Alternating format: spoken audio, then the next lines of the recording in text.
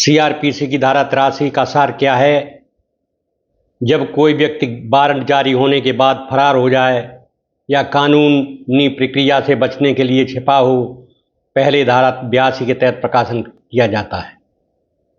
उस प्रकाशन के बाद या साथ साथ यदि कोर्ट यह अनुमान लगाए कि वह व्यक्ति अपनी संपत्ति को बेचने या स्थानांतरित करने वाला है, तो कोर्ट धारा 83 के तहत उस व्यक्ति की संपत्ति कुर्क कर सकती है।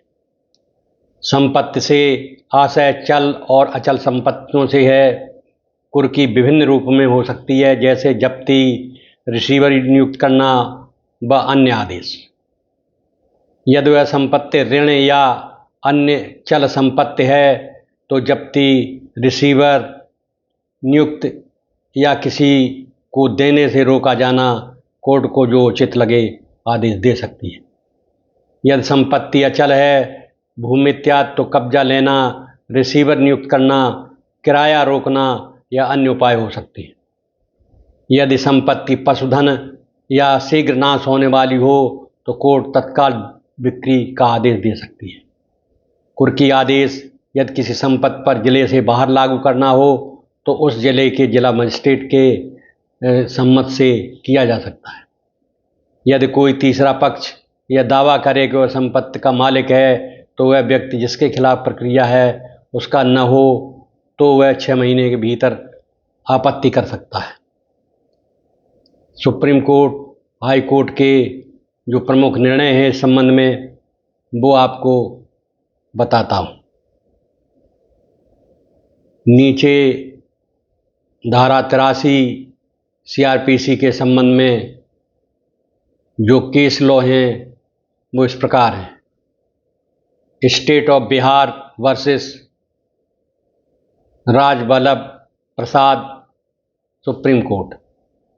इसमें अदालत ने कहा कि एक आरोपी जिसके खिलाफ धारा 82 की प्रक्रिया शुरू हो चुकी है हो, उसकी संपत्ति को धारा 83 के अधीन कुर्क करना संभव है।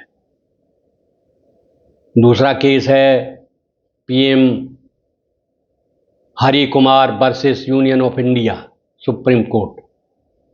यहाँ कोर्ट ने यह देखा कि धारा 82-83 की प्रक्रिया लागू करते समय प्रकाशन आदि की विधि का पालन करना अनिवार्य है। मकवाना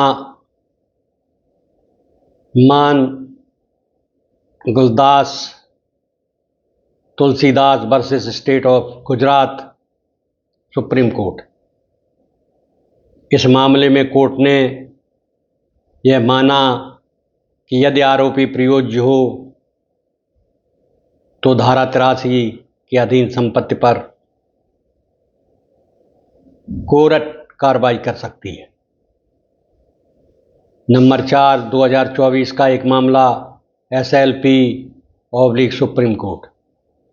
एक हालिया निर्णय में यह तय किया गया है कि यदि कोई व्यक्ति आपत्तिजनक प्रक्रिया आवेदन प्रस्तुत कर चुका है, एंटीसिपेटरी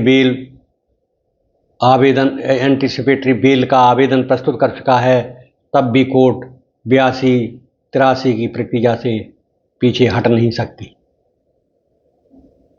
इस प्रकार आपने देखा कि माननीय सुप्रीम कोर्ट, माननीय हाई कोर्ट द्वारा कई ऐसे निर्णय दिए गए जिसमें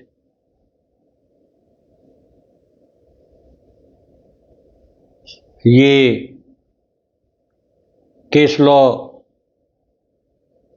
हुए हैं कि 82-83 की कार्रवाई तभी रुक सकती है जब अभियुक्त अदालत में उपस्थित हो जाए।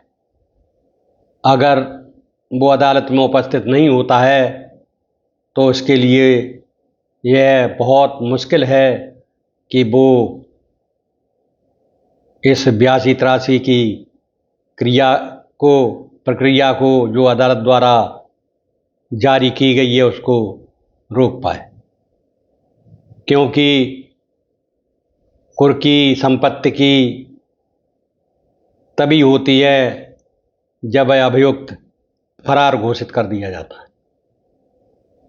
फरार घोषित अपराधी के लिए कहीं भी जगह नहीं है, उसे आखिर कोर्ट की शरण में आना ही पड़ेगा।